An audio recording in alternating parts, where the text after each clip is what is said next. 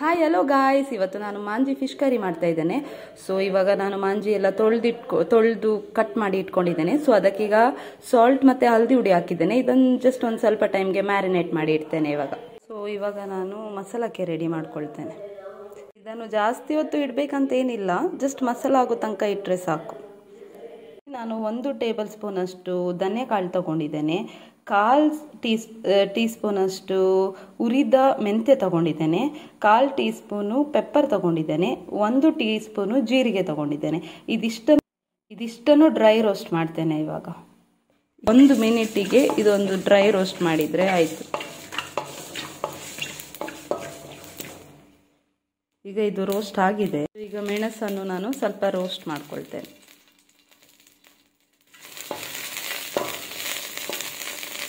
So ಇದಿಷ್ಟನ್ನು dry roast ಮಾಡ್ಕೊಂಡಿದ್ದೇನೆ. ಆಗುವಷ್ಟು ತೆಂಗಿನಕಾಯಿ ತಗೊಂಡಿದ್ದೇನೆ, ಮತ್ತು ಒಂದು 1/4 ಟೀ ಸ್ಪೂನ್ ಹಲ್ದಿ ಹುಡಿ ತಗೊಂಡಿದ್ದೇನೆ, ಮತ್ತು ಇದು ನಾನು ಕೊಬ್ಬರಿ ಎಣ್ಣೆಯಲ್ಲಿ ಸ್ವಲ್ಪ ಫ್ರೈ ಮಾಡಿದೆಲ್ಲ ಒಣಮೆಣಸು, ಅದು ನಾನು 10 ಒಣಮೆಣಸು ತಗೊಂಡಿದ್ದೇನೆ, 1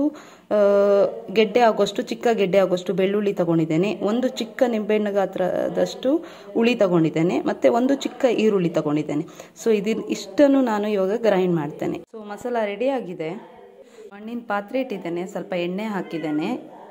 ಇದಕ್ಕೆ ಶುಂಠಿ, ಗ್ರೀನ್ ಚಿಲ್ಲಿ, ಕರ್ಬೇವಿನ ಸೊಪ್ಪು ಇಷ್ಟನ್ನು ಜಸ್ಟ್ 1 ಸೆಕೆಂಡಿಗೆ ಫ್ರೈ ಮಾಡ್ತೇನೆ. ಮತ್ತು ಇವಾಗ ಈರುಳ್ಳಿ ಆ್ಯಡ್ ಮಾಡ್ತೇನೆ. ಸೊ ಈರುಳ್ಳಿ ಆ್ಯಡ್ ಮಾಡಿದ್ದೇನೆ. ಇದು ಈರುಳ್ಳಿ ಒಂದು ಸ್ವಲ್ಪ ಕಲರ್ ಚೇಂಜ್ ಆಗುವ ತನಕ ಫ್ರೈ ಮಾಡ್ತೇನೆ. ಸೊ ಈರುಳ್ಳಿ ಫ್ರೈ ಆಗಿದೆ.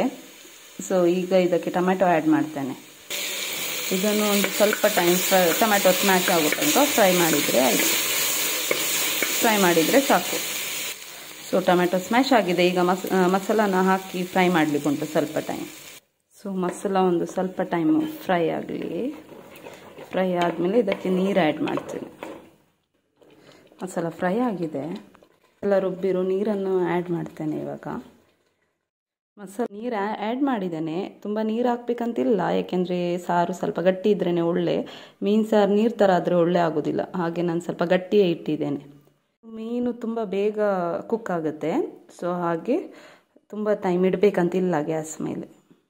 ಅಲ್ಲ ಫ್ರೆಂಡ್ಸ್, ಇವತ್ತು ಮಾಂಜಿ ಮೀನು ಸಾರು ಯಾವ ರೀತಿಯಾಗಿ ನಾನು ಮಾಡಿದೆ ಅಂತ ಹೇಳಿ. ಸೊ ನೀವು ಸಹ ಟ್ರೈ ಮಾಡಿ, ಹೇಗಿದೆ ಅಂತ ಹೇಳಿ ಕಮೆಂಟ್ ಮಾಡಿ, ಲೈಕ್ ಮಾಡಿ, ಶೇರ್ ಮಾಡಿ, ಸಬ್ಸ್ಕ್ರೈಬ್ ಮಾಡಿ. ಪ್ಲೀಸ್ ನನ್ನ ಚಾನಲನ್ನು ಸಪೋರ್ಟ್ ಮಾಡಿ. Thank you.